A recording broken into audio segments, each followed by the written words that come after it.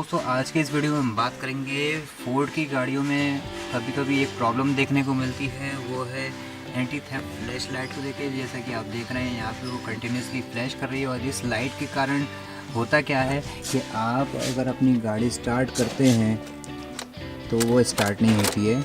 तो इस वीडियो में मैं आपको बताऊंगा इस प्रॉब्लम का सल्यूशन कि इसको कैसे रेक्टिफाई किया जाए और इस प्रॉब्लम का कारण कि ये प्रॉब्लम क्यों होती है। तो बने रहिए मेरे साथ इस वीडियो में और इस वीडियो को एंड तक ज़रूर देखें, जिससे आपको इस प्रॉब्लम का सल्यूशन अच्छे से समझ आ जाए।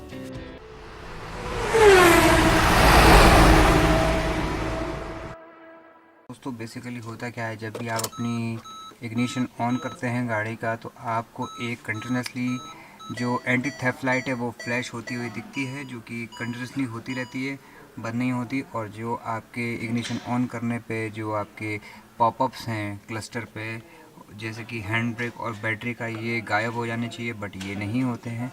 और जब आप अपनी गाड़ी को चालू करने की कोशिश भी करते हैं तो वो चालू नहीं होती है। तो ये होता क्यों है? तो ये इसका मेन कारण है आपके बैटरी, जो कार का जो अर्थिंग है वो डिस्टर्ब हो जाना।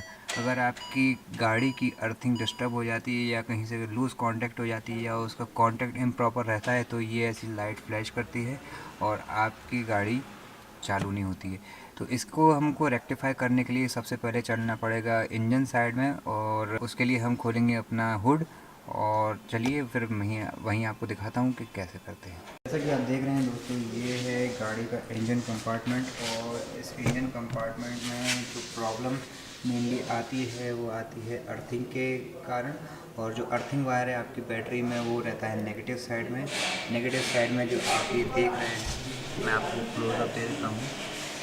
जो आपका ये वाला जो वायर है ये है आपका अर्थिंग का वायर, और इसी के कारण अगर ये लूज़ होता है तो आपको इसमें प्रॉब्लम होती है। या आप देख सकते हैं यहाँ पे खूब कोरोजन जमा है, तो हमको इसको क्लीन करना पड़ेगा और इसका कॉन्टैक्ट प्रॉपर करना पड़ेगा, जिसके बाद होपफुली वो प्रॉब्लम सॉल्व हो जाएगी।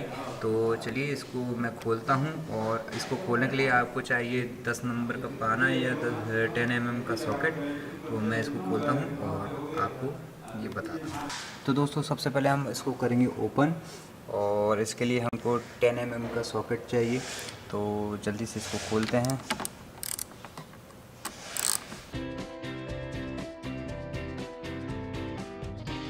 और खोलने के बाद आप देखेंगे तो काफ़ी इधर रस्ट जमा है।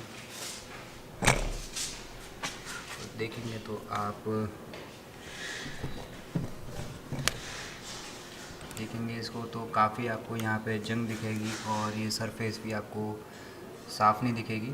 तो हमको करना क्या है, हमको इस क्लिप को, इस लिंकेज को साफ़ करना है और दोनों को साफ़ करके वापस से इसको टाइट करना है। तो लेट्स स्टार्ट द प्रोसेस। सो हमने इसको ऊपर खोल लिया है इसको, और इसको आप एमरी पेपर के थ्रू इसको पहले साफ़ करेंगे, और साफ़ करने के बाद में इसको फिर हम अच्छे से लगा देंगे।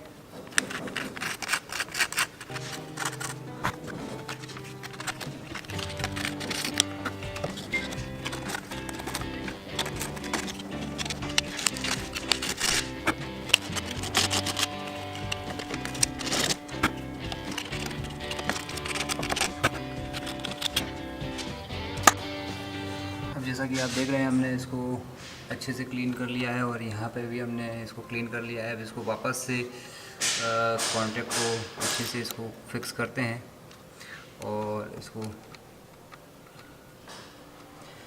वापस से कस देते हैं।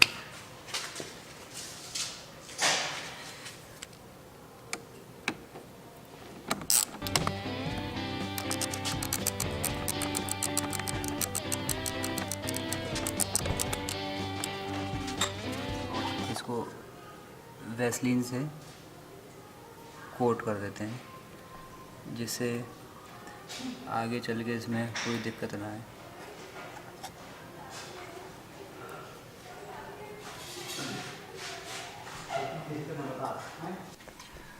सो हमने अब उसको फिक्स कर दिया है और उसको भी लगा दिया है। अब स्टार्ट करते हैं, चालू करते हैं अपनी की। तो अब चालू करते हैं अपनी की से।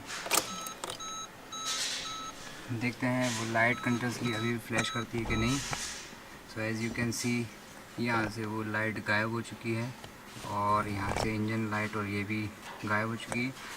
और अब ये प्रॉब्लम हमारी सॉल्व हो चुकी है। तो अब गाड़ी भी स्टार्ट करके देखते हैं कि हो रही है कि नहीं चालू।